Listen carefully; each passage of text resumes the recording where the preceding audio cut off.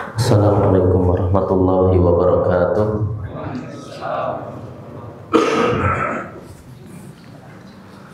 Alhamdulillahi ala ihsanih wa syukru lahu ala taufiqihi wa amtinanih. Asyhadu an la ilaha illallah wahdahu la syarika lah ta'ziman li sya'nih. Wa asyhadu anna Muhammadan abduhu wa rasuluh ad-da'i ila ridwanih. Salawatullahi wa salamuhu alaihi wa ala alihi wa ashabihi ajma'in, amma ba'd. Bapak-bapak dan ibu-ibu sekalian jamaah Masjid At-Taqwa ya, di daerah Kelungkung Pulau Bali ini, semoga berada dalam lindungan Allah Subhanahu wa taala. Amin ya rabbal alamin.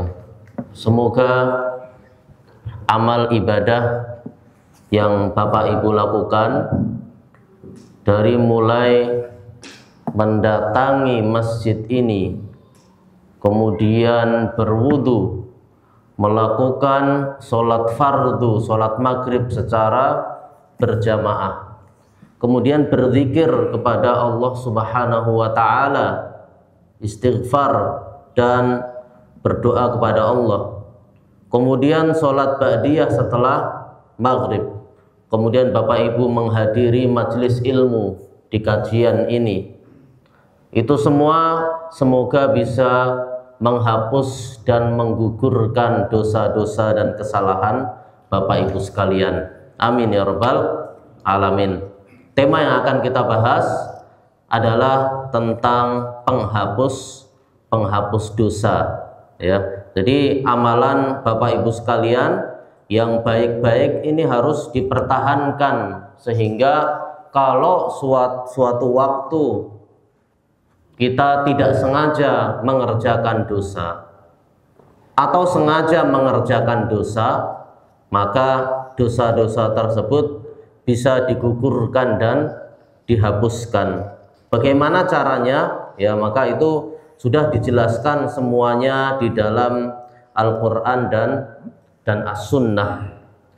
Ikhwan wa akhwat fillah, Bapak dan ibu-ibu sekalian, Allah Subhanahu wa ta'ala menciptakan kita di dunia ini dalam rangka beribadah kepada Allah Subhanahu wa ta'ala. Akan tetapi kita hidup di dunia ini ya, kadang-kadang tidak selamanya kita selalu istiqamah berada di dalam ketaatan kepada Allah Subhanahu wa ta'ala. Kadang-kadang kita lalai, kadang-kadang kita berbuat dosa, kadang-kadang kita berbuat salah, baik terhadap diri kita, baik kepada Allah, baik kepada sesama manusia atau kepada orang lain ya. Maka keimanan itu bertambah dan berkurang ya. Namanya iman itu yazidu wa yanqus, bertambah dan berkurang. Bertambah dengan apa?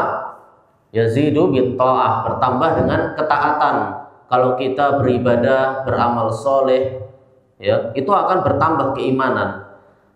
Bapak dan ibu-ibu bisa rasakan ya, kalau kita menghadiri sholat berjamaah, kemudian menghadiri majelis taklim, kajian, kita membaca Al-Quran, kita sholat malam, itu keimanan itu akan meningkat dan semakin kuat. Tetapi kalau kita sudah kadang-kadang sibuk dengan pekerjaan duniawi, atau kita di jalan-jalan, atau kita di tempat-tempat wisata ya, iman itu akan turun ya. Keimanan saat kita berada di tempat wisata, terutama di Pulau Bali ini, tentu beda ya ketika kita berada di masjid ini ya. Apalagi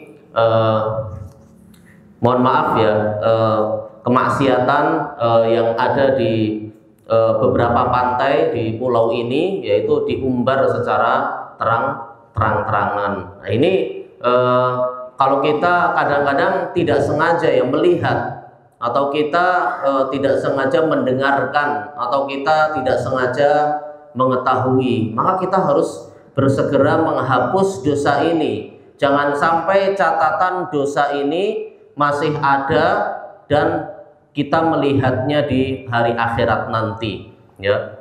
Sebelum hari akhir nanti, kalau bisa kita sudah menghapus dosa ini dan dihapus ya. Kita berusaha melakukan amalan-amalan sehingga Allah Subhanahu wa taala menutup dosa ini, menghapus dosa ini dan tidak diperlihatkan kepada kita, dan Allah tidak membalas atau tidak menyiksa atas dosa kita.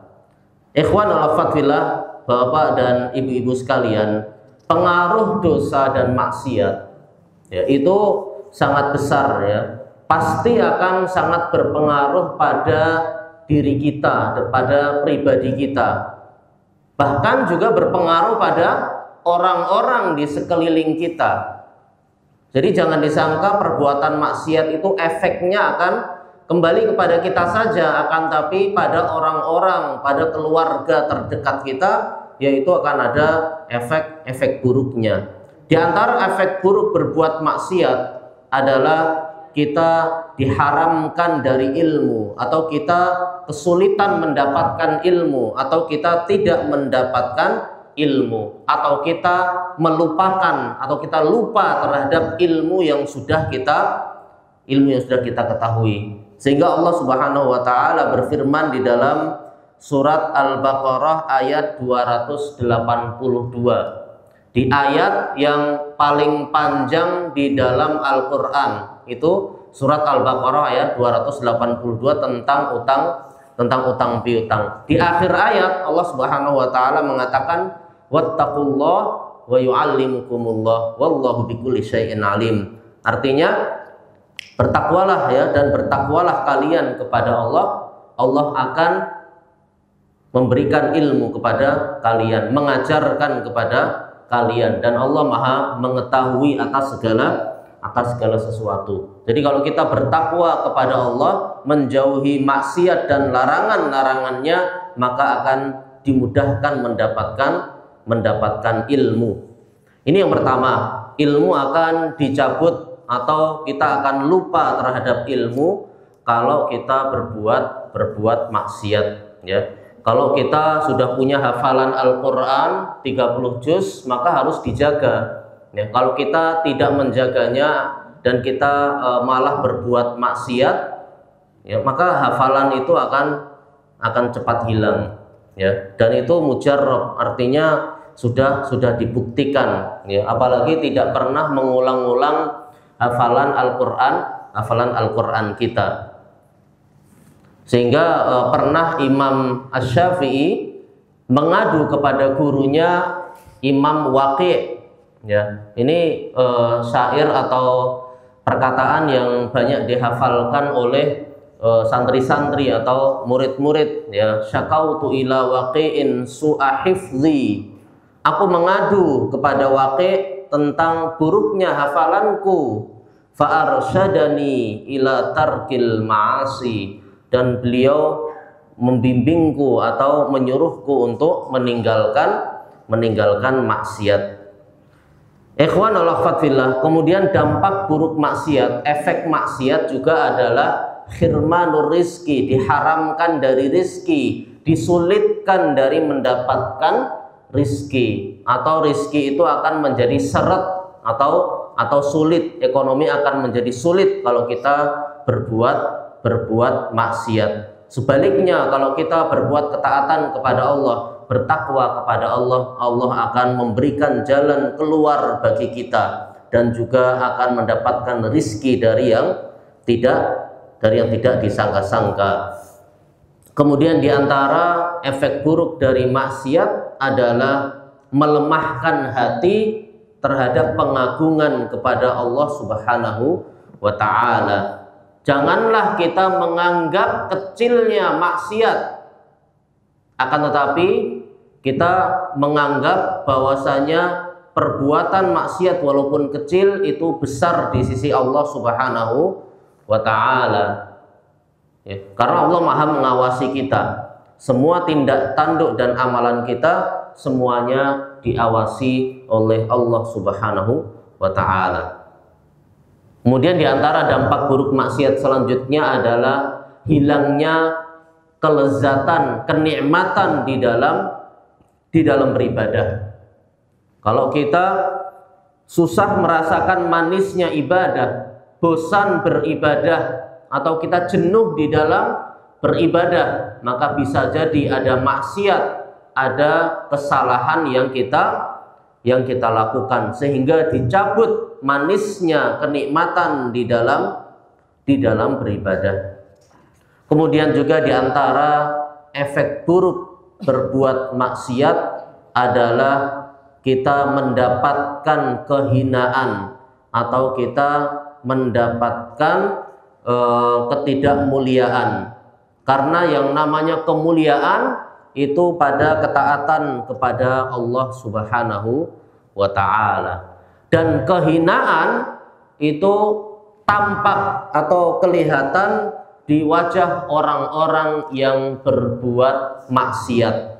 Sebagaimana dikatakan oleh Khattab bin Al-Abid, kata beliau, innal abda, sesungguhnya seorang hamba, la yudhnibu, dia berbuat dosa, fima bainahu wa bainallah, antara dia dengan Allah, fayaji'u ila ikhwanih, kemudian dia datang kepada teman-temannya, saudara-saudaranya, faya'rifuna dzalika fi wajhihi, kemudian mereka mengetahui di wajahnya. Jadi kalau seorang berbuat maksiat, maka itu akan tampak pada wajah orang yang bermaksiat dulu. Beda ya wajahnya orang yang berbuat ketaatan dengan wajahnya orang yang bermaksiat. Wajahnya orang yang berbuat ketaatan itu akan bercahaya, menimbulkan kesenangan, orang akan enak di dalam bergaul. Tapi orang-orang yang berbuat maksiat, maka wajahnya akan gelap, ya, akan tampak asar-asar atau efek di dalam berbuat maksiat.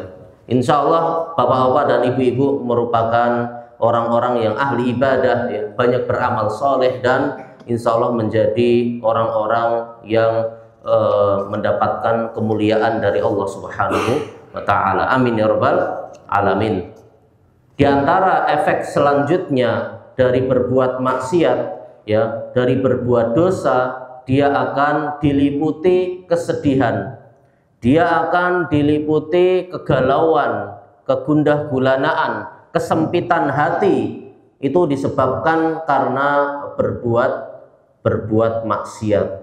Dia juga akan merasa murung karena sebab kemaksiatan tersebut. Allah Subhanahu wa ta'ala telah berfirman, wa man a'rada an dzikri fa inna lahu ma'isyatan dhanka, dan barang siapa yang berpaling dari peringatanku, maka sesungguhnya dia akan mendapatkan kehidupan yang sempit. Kehidupan yang sempit, ya, di dunia dia tidak merasakan ketenangan, hatinya tidak tenang, bahkan hatinya menjadi sempit, ya, dan dia tidak merasakan kenikmatan, dan dia merasakan keraguan-raguan, ya, dan juga penyimpangan dari petunjuk.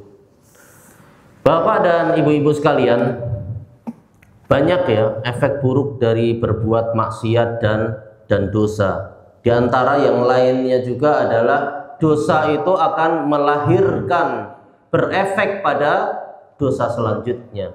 Orang yang berbuat dosa, misalnya orang yang berbohong, itu akan menyebabkan dia bohong selanjutnya, ya. Bohong sekali, maka akan bohong dua kali. Begitu juga orang yang bermaksiat, dia akan bermaksiat selanjutnya, ya. Seperti orang yang minum khamr, dia akan kecanduan, sehingga kalau sudah minum khamr sekali, dia akan minum lagi. Orang yang mengkonsumsi narkoba, kalau sudah kecanduan, nyoba sekali, dia akan kecanduan dan seterusnya. Orang yang berzina, naudzubillah, kalau sudah kecanduan, merasakan perzinaan, dia akan berzina lagi. Jadi efek maksiat itu domino, ya. Artinya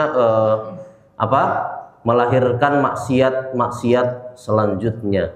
Jangan sampai kita mencoba-coba berbuat maksiat, apalagi dosa-dosa besar, ya, apalagi dosa-dosa besar. Jangan sampai kita mencoba-coba merasakan mumpung masih muda ya berbuat maksiat. Ini prinsip yang salah ya. Justru mumpung masih muda kita berbuat ketaatan kepada Allah Subhanahu wa taala, sehingga nanti kalau kita sudah tua, sudah lanjut usia, kita sudah terbiasa di dalam melakukan ketaatan. Kalau sudah tua, tubuh dan fisik kita masih kuat ya, dan masih mampu untuk berjalan kaki, melangkahkan kaki ke masjid, berbuat ketaatan kepada Allah Subhanahu wa taala. Sampai-sampai ada salah seorang ulama ya, ketika ditanya, dia umurnya itu sudah sangat lanjut usia, sudah sangat sepuh.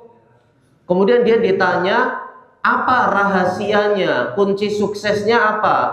Kok masih kuat fisiknya padahal usianya sudah 90-an atau 100 tahunan?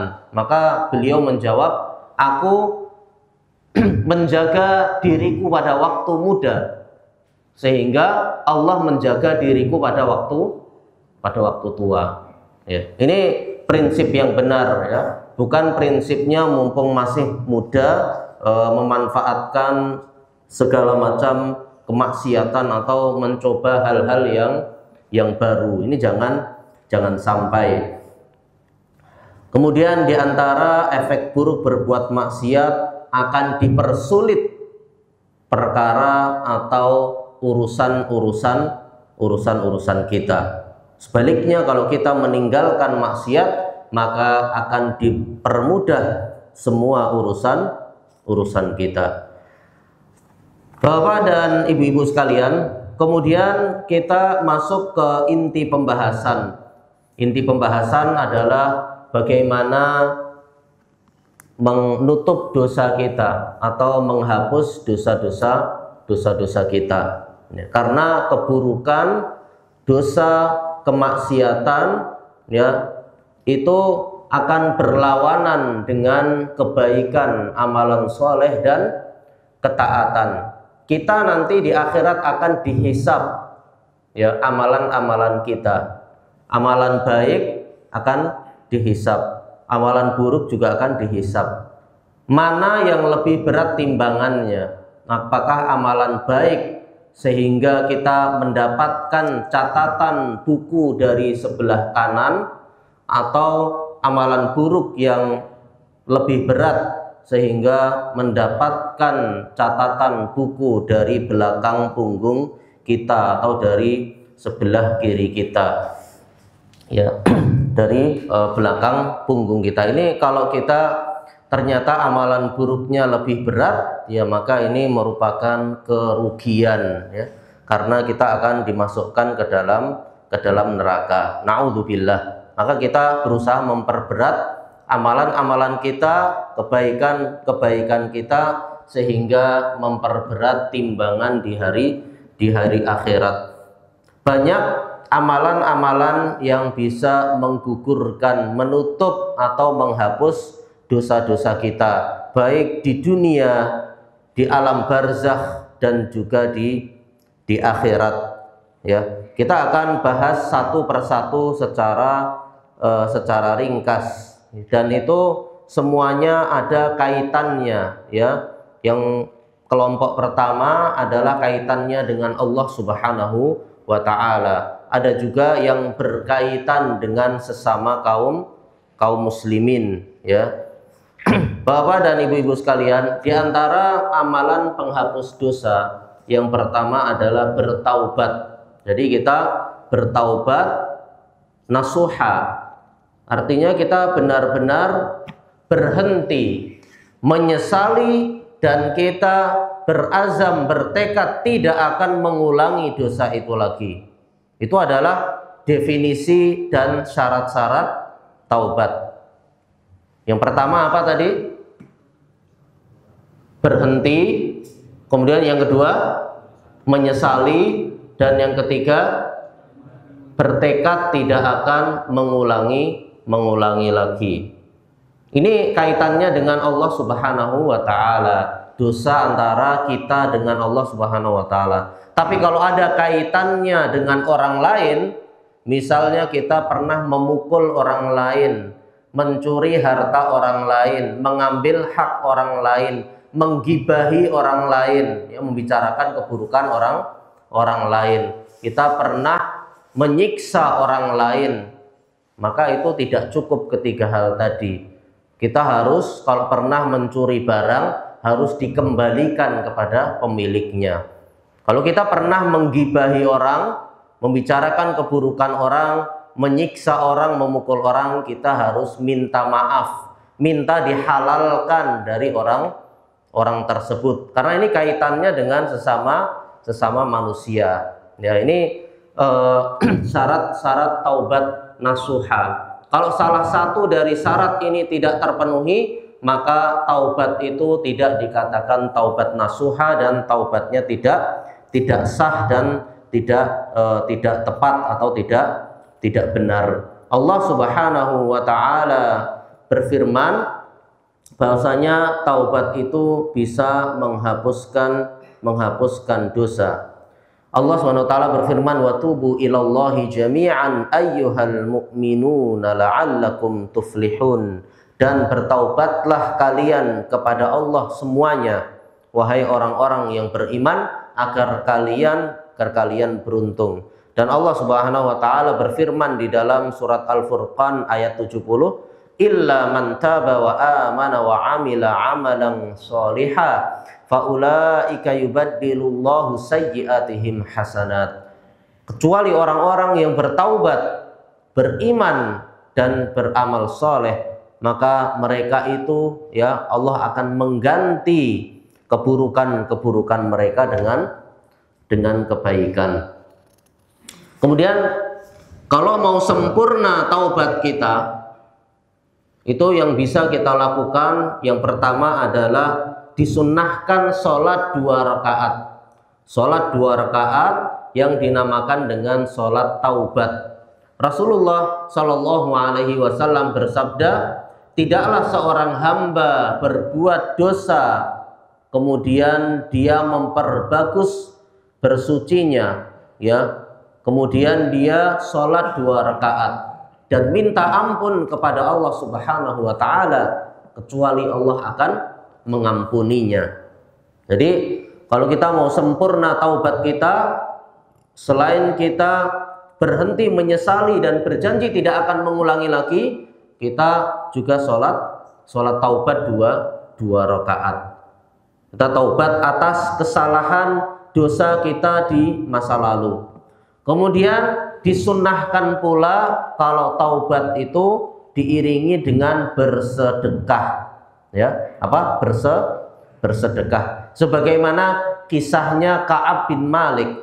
Ka'ab bin Malik ini pernah ketinggalan dari perang Tabuk, tidak ikut dalam perang Tabuk, ya, padahal dia merupakan orang yang kuat, laki-laki dan mampu, akan tetapi karena menunda-nunda ikut perang Tabuk sehingga ketinggalan perang Tabuk, dan taubatnya diakhirkan oleh Allah Subhanahu wa taala sampai diboikot oleh Rasulullah Shallallahu Alaihi Wasallam dan para sahabatnya, tidak diajak berbicara, ya. Maka setelah masa boikotnya ini selesai, ya, dan taubatnya diterima oleh Allah Subhanahu wa taala, maka Ka'ab bin Malik berkata, wahai Rasulullah, sesungguhnya di antara taubatku adalah aku mengeluarkan hartaku sedekah untuk Rasulullah, untuk Allah dan Rasulnya. Maka Rasulullah Shallallahu Alaihi Wasallam menjawab,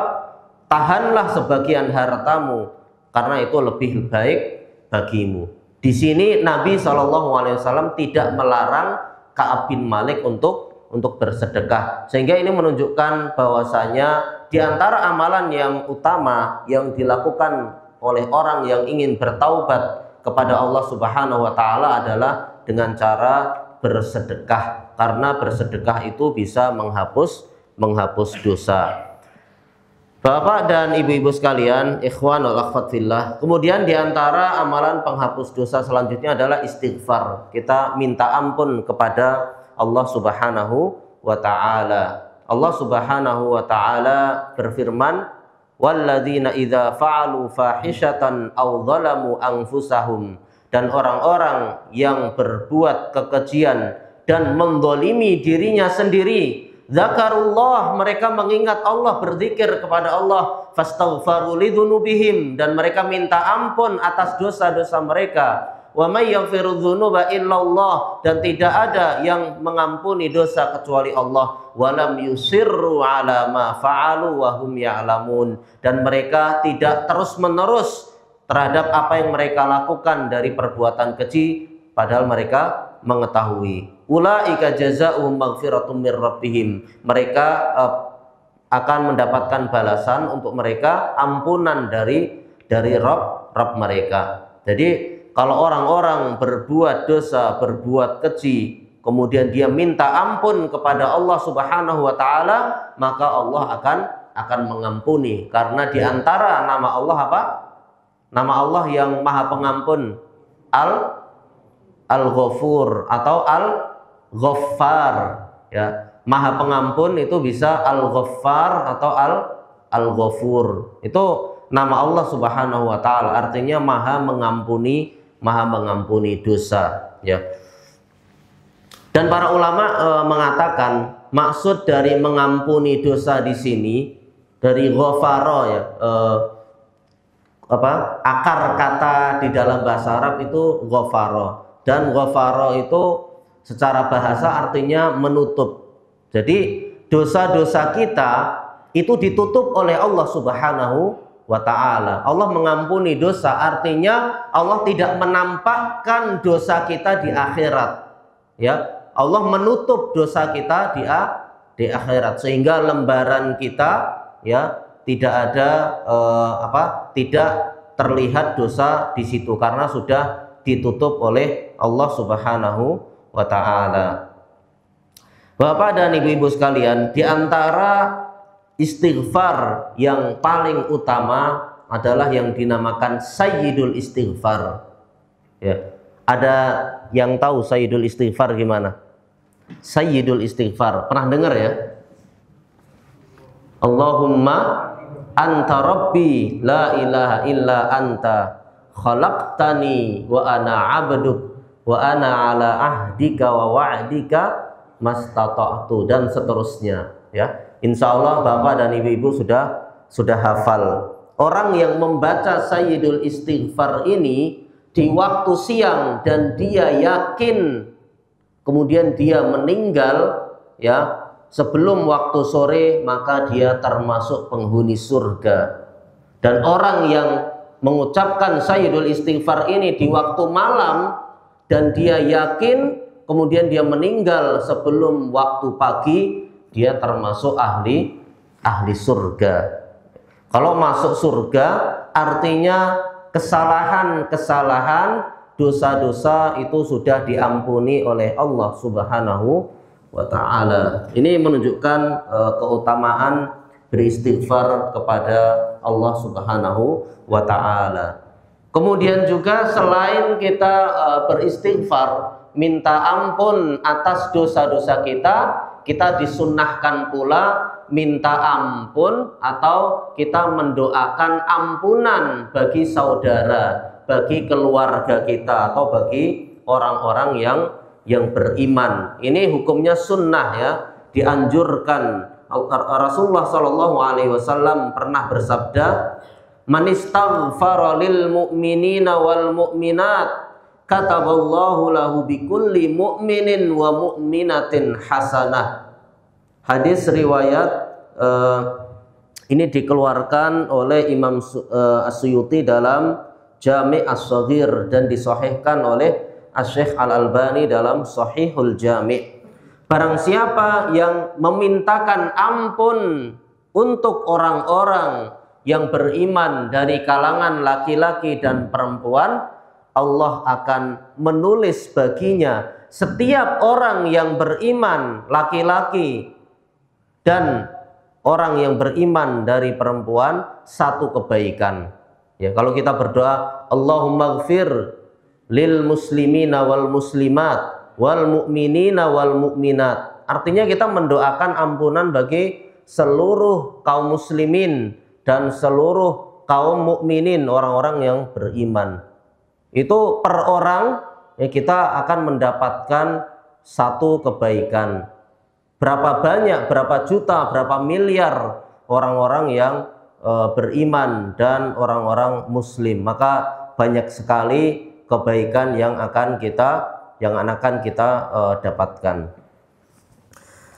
Bapak dan ibu-ibu sekalian, kemudian diantara penghapus dosa adalah kebaikan, ya, kebaikan yang kita lakukan, dan kebaikan tadi bisa menutup atau kebaikan tadi bisa menggugurkan kesalahan dan dosa-dosa kita, ya. Karena tadi saya jelaskan bahwasanya kebaikan dan keburukan itu akan bertolak belakang, ya. Dia akan saling mengalahkan. Kalau kita banyak berbuat kebaikan, maka keburukan-keburukan yang pernah kita lakukan ya akan kalah dengan kebaikan tersebut. Sebaliknya, kalau kita banyak sekali berbuat keburukan, maka kebaikan itu akan melemah dan keburukan itu akan menutupi kebaikan. Allah Subhanahu wa taala berfirman, innal hasanati yudhibanas sayyi'at. Sesungguhnya kebaikan itu bisa menghilangkan keburukan-keburukan. Kemudian Rasulullah Shallallahu alaihi wasallam juga pernah bersabda, wa atbi'is sayyi'atal hasanata tamhuha. Artinya ikutilah perbuatan buruk dengan kebaikan, karena kebaikan itu akan menghapus keburukan. Pintu-pintu kebaikan sangat banyak.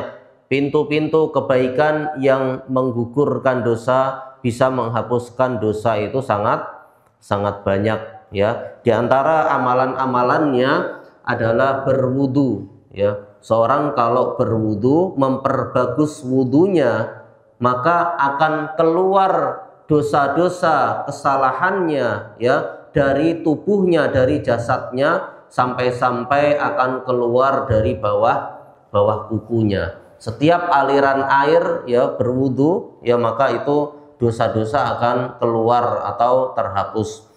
Kemudian sholat 2 rakaat secara khusyuk, ya, setelah berwudu kita melakukan sholat 2 rakaat, maka akan diampuni dosa-dosa yang telah lalu. Kemudian juga berbakti kepada orang tua, yaitu bisa menggugurkan atau menghapus dosa-dosa yang telah lalu. Ada sebuah riwayat yang disebutkan dari Ibnu Abbas radhiyallahu anhuma. Ada seorang laki-laki yang datang kepada Ibnu Abbas. Kemudian dia cerita, aku pernah melamar seorang perempuan, tapi ternyata perempuan tadi nggak mau dinikahi, ya. Udah dilamar tapi nggak mau. Tapi orang lain melamar wanita ini dan dia ternyata menerimanya, ya. Kemudian karena cemburu, ya, aku bunuh perempuan tadi, ya, cemburu buta, ya. Laki-laki tadi yang ditolak lamarannya membunuh wanita tadi yang menolak lamarannya. Maka apakah ada taubat bagiku? Apa jawaban Ibnu Abbas kira-kira? Kira-kira apa jawaban Ibnu Abbas, Bapak dan Ibu-ibu sekalian? Ada yang tahu? Jawabannya apa kira-kira? Ummuka hayyah. Ya, artinya apa? Apakah ibumu masih hidup? Ya. Ini jangan sampai orang yang baru belajar bahasa Arab memahami atau mengartikan salah, ya. Ummuka, ibumu. Hayyah itu buka di kamus artinya bisa ular, ya. Apakah ibumu ular? Bukan. Hayyah di situ artinya adalah hayyun, itu orang yang hidup, ya. Kemudian hayyatun artinya orang yang wanita yang masih hidup, ya. Jadi apakah ibumu masih hidup? Kemudian laki-laki tadi menjawab sudah meninggal, ya. Artinya sudah tidak hidup. Maka Ibnu Abbas menjawab, tub ilallah, bertaubatlah kepada Allah dan mendekatkan diri kepada Allah semampumu, ya. Kemudian ada seorang yang bertanya kepada Ibnu Abbas, tadi kenapa kau bertanya tentang ibunya, ya, apakah masih hidup atau tidak? Maka Ibnu Abbas mengatakan apa? Innila a'lamu amalan aqrabu ilallah azza wa jal min birril walidah. Sesungguhnya aku tidak mengetahui amalan yang lebih mendekatkan diri kepada Allah dari berbakti kepada ibu. Jadi berbakti kepada orang tua, terutama ibu, itu merupakan amalan yang besar yang bisa menggugurkan dosa atau bisa menutup perbuatan-perbuatan buruk kita di masa lalu. Banyak sekali ya kalau kita bahas amalan-amalan yang bisa menggugurkan dosa, ya. Umrah ke Baitullah, ya. Kemudian kita tawaf mengelilingi Ka'bah, ya. Kemudian kita menghadiri majelis taklim, majelis ilmu, ya. Maka ini akan didoakan oleh malaikat, ya, didoakan oleh sampai makhluk hidup, ya, ikan di lautan dan juga binatang-binatang, kadal-kadal di sarangnya, ini akan mendoakan kebaikan bagi orang-orang yang hadir di majelis ilmu. Kemudian kita berzikir kepada Allah Subhanahu wa taala, kita menjawab muadzin ketika dia azan. Ini juga bisa menghapus dosa kita, akan diampuni dosa-dosa kita yang telah lalu. Kita bertasbih, bertahlil, subhanallah, walhamdulillah, wala ilaha illallah, wallahu akbar. Ini juga bisa menggugurkan dosa-dosa kita. Kemudian bersedekah itu juga bisa menghapus dosa-dosa kita. Mengunjungi orang yang sakit juga bisa menghapuskan dosa-dosa kita. Banyak sekali, ya, kita berbuat baik kepada orang, kita mengucapkan salam, ya, menyebarkan salam, ini bisa menghapus dosa-dosa kita. Dan kalau ada amalan-amalan, kaidah penting, kalau ada dalil yang mengatakan diampuni dosa-dosanya yang telah lalu, maka itu mencakup dosa-dosa kecil, ya, dosa-dosa kecil. Adapun kalau dosa-dosa besar, kalau mau diampuni oleh Allah, itu syaratnya harus apa? Bertaubat, ya.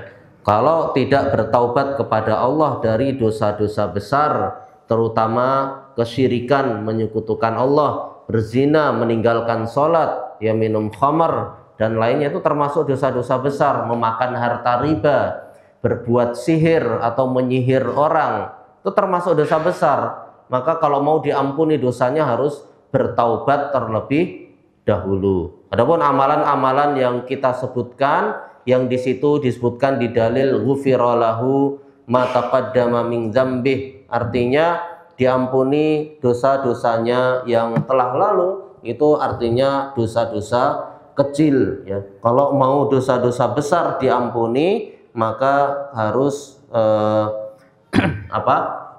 harus bertaubat. Kemudian diantara amalan yang bisa menghapuskan dosa kita adalah doa dari orang-orang yang soleh. Kalau kita didoakan oleh orang yang soleh, bahkan kalau kita sudah meninggal, kita didoakan oleh para ulama, orang-orang yang berilmu, orang-orang yang menghadiri jenazah kita, mendoakan kita, mendoakan ampunan untuk kita, ya, mereka berdoa kepada Allah agar Allah mengampuni dosa-dosa kita, maka itu bisa menggugurkan atau menghapus dosa kita, ya. Sebagaimana Rasulullah Shallallahu Alaihi Wasallam bersabda, tidaklah seorang muslim yang meninggal kemudian yang hadir di jenazahnya, menghadiri jenazahnya ada 40 orang yang tidak menyekutukan, berbuat syirik kepada Allah dengan sesuatu apapun, ya, kecuali syafa'ahumullahu fih, kecuali Allah akan memberi syafaat melalui mereka. Artinya orang yang meninggal tadi akan diampuni dosa-dosanya. Bapak dan ibu-ibu sekalian, kemudian diantara cara agar dosa kita dihapuskan adalah kita mendapatkan hadiah kiriman pahala dari orang-orang yang beriman, ya, kiriman pahala dari orang-orang yang beriman atau dari keluarga kita. Kalau ada keluarga kita yang mengirimkan pahala kepada kita, misalnya keluarga kita mengirimkan sedekah atas nama kita yang sudah meninggal, ya. Jadi kalau kita sudah meninggal, keluarga kita bersedekah atas nama kita, atau membadalkan haji dan umroh atas nama kita yang sudah meninggal, ya, maka ini termasuk pahala yang sangat besar, ya. Jadi keluarga kalau mau mengirimkan atau mendoakan keluarganya yang sudah meninggal, ini jelas diperbolehkan.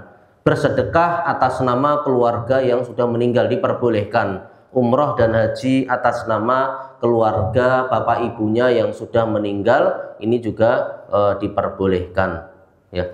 Kemudian diantara amalan penghapus dosa selanjutnya adalah kita mendapatkan musibah atau kita sakit atau menderita penyakit.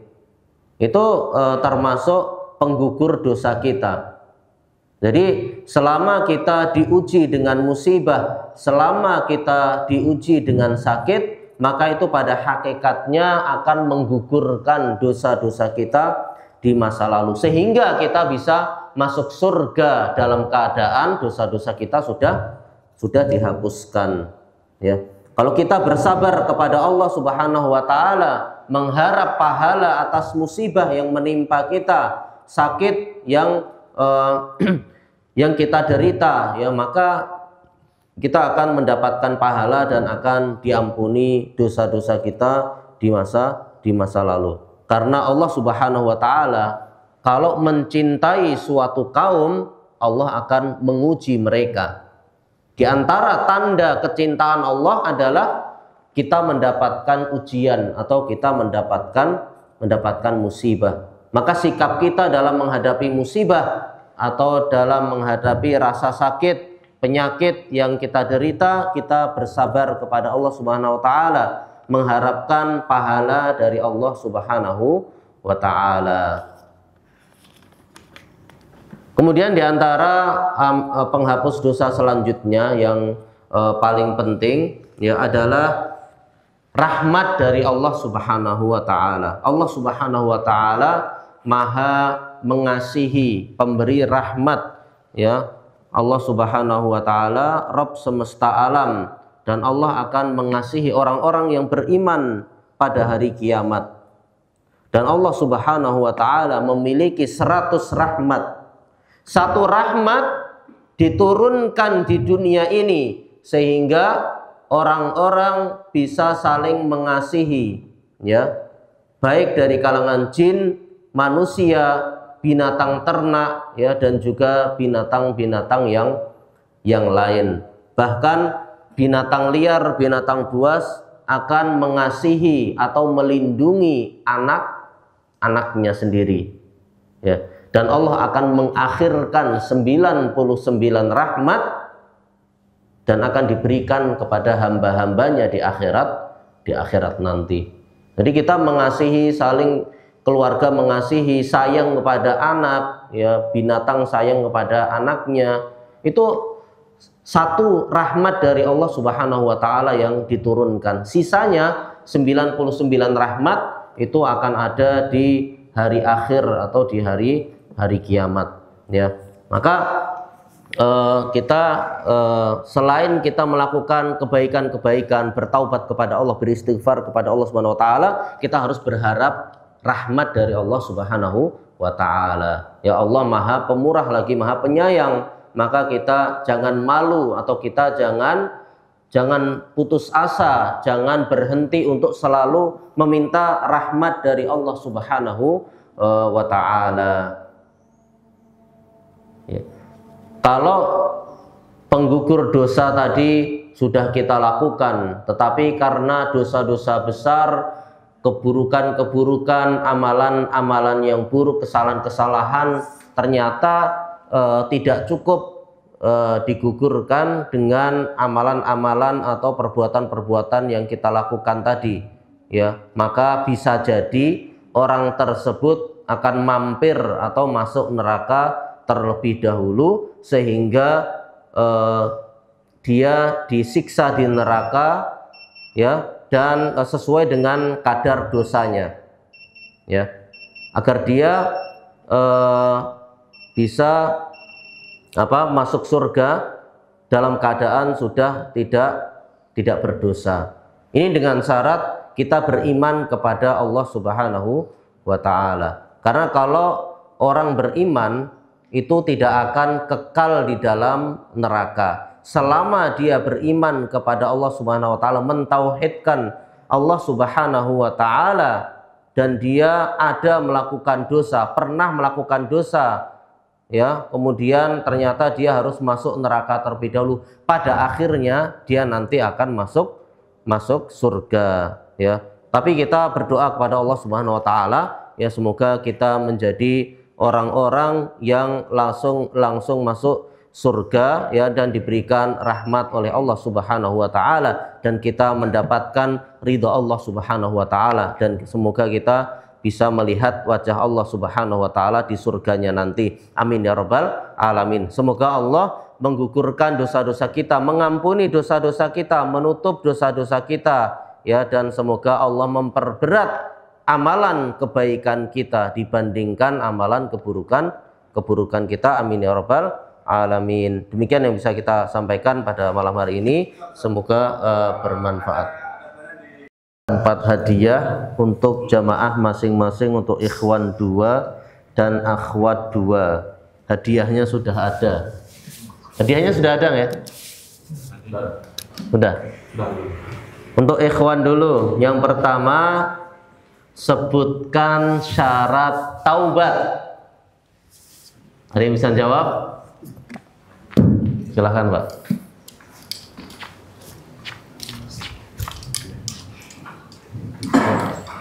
Assalamualaikum warahmatullahi wabarakatuh. Assalamualaikum warahmatullahi wabarakatuh. Syaratnya itu berhenti, menyesali atau berjanji tidak mengulang lagi, dan disunahkan untuk sholat 2 rakaat, terus bersedekah dan beristighfar. Ya. Kalau kaitannya dengan orang lain maka harus apa? Kalau ada dosa kaitannya dengan orang lain, pernah menggibah, mencuri, maka harus apa? Minta maaf. Minta maaf, mengembalikan barang dan lain sebagainya. Barakallahu fiik. Masya Allah. Hah? Ini hadiahnya.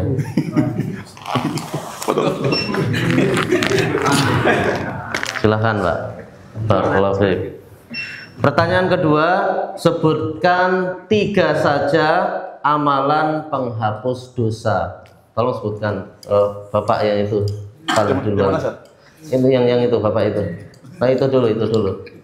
Tadi saya lihat duluan kalau nggak salah. Bismillah. Amalan penghapus dosa. 1, beristighfar.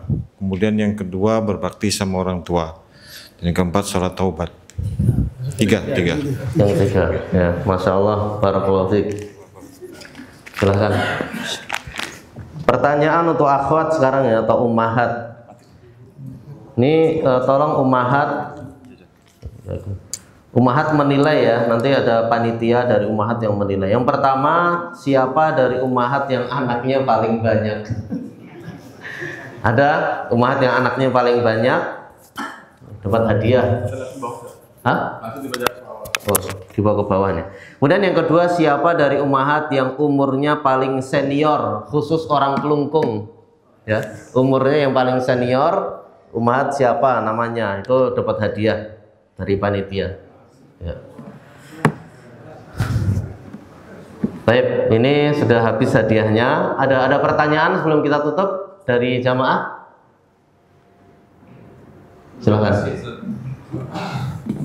Assalamualaikum warahmatullahi wabarakatuh. Waalaikumsalam warahmatullahi wabarakatuh. Terima kasih sudah memberikan pencerahan kepada jamaah Masjid At-Taqwa. Tadi kalau nggak salah Ustadz menyampaikan bahwasanya ada kiriman pahala atau transfer pahala.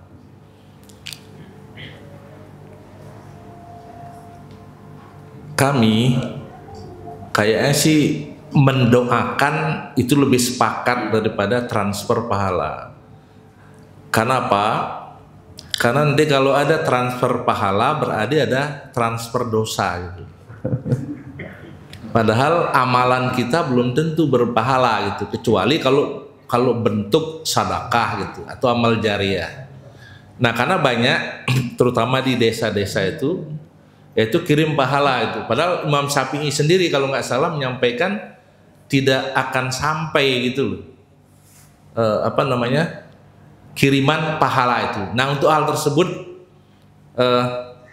apa yang perlu kita jelaskan kepada masyarakat? Apakah masih dengan kata-kata kiriman pahala atau apa yang lebih pas kira-kira? Terima kasih Ustaz. Assalamualaikum warahmatullahi wabarakatuh. Waalaikumsalam warahmatullahi wabarakatuh.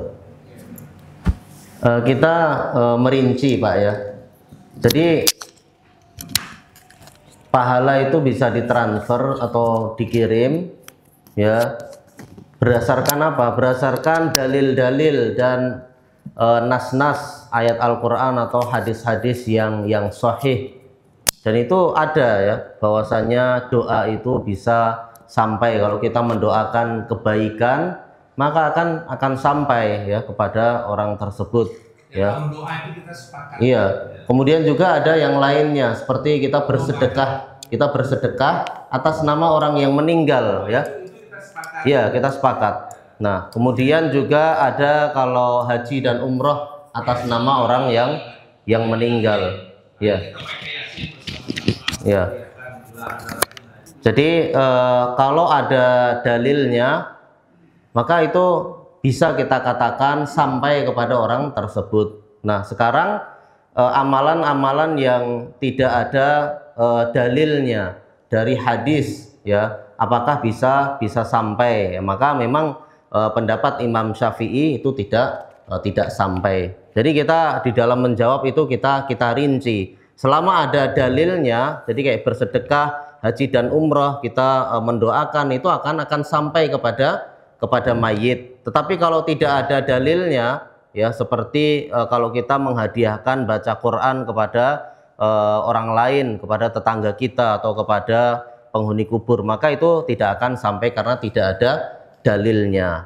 Sehingga nanti kita tidak tidak disalahpahami. Oh, ternyata kelompok Islam ini menganggap tidak sampai, kita tidak boleh mendoakan orang tua ya, atau kita tidak boleh bersedekah atas nama orang tua, padahal kita kan sepakat boleh kan kalau kita mendoakan. Dan itu banyak ya disalahpahami ya, kita sebagai orang-orang yang sudah mengenal sunnah atau yang dijuluki Islam garis keras atau dan julukan-julukan yang lainnya, kita dianggap tidak mendoakan orang tua ya, kita dianggap yang tepat pada masyarakat itu gimana? Biar enak didengar gitu ya. Ya, menghadiahkan pahala amal soleh ya yang ada dalilnya, yang ada tuntunannya atau anjurannya dari Rasulullah Shallallahu Alaihi Wasallam. Karena sebaik-baik petunjuk adalah dari Rasulullah Shallallahu Alaihi Wasallam. Andaikan amalan-amalan tersebut baik ya, seperti ngirim pahala, maka pasti mereka akan mendahului kita ya, sebagaimana yang disebutkan oleh Imam Ibnu Katsir di dalam tafsirnya di ayat tadi, wa alaisa lil insani illa masa'a, dan tidaklah setiap orang kecuali akan mendapatkan sesuai apa yang dia usahakan. Gitu Pak. Ya, mungkin Bapak lebih bisa membahasakan dengan yang lebih baik ya, karena Bapak mungkin lebih paham medan dakwah ya. Kalau saya di Jawa ya mungkin bahasanya ya tentu berbeda dengan di Bali ini mungkin ya, buat orang-orang dengan bahasa Bali atau buat penduduk sini ya. Mungkin Bapak bisa membahasakan dengan yang lebih halus lagi atau mungkin menggunakan bahasa yang lebih tepat. Baik, ada pertanyaan lain? Nggak ada ya? Baik, kita tutup dengan doa kafaratul majelis. Subhanakallahumma bihamdika asyhadu an la ilaha illa anta astaghfiruka wa atubu ilaik. Assalamualaikum warahmatullahi wabarakatuh.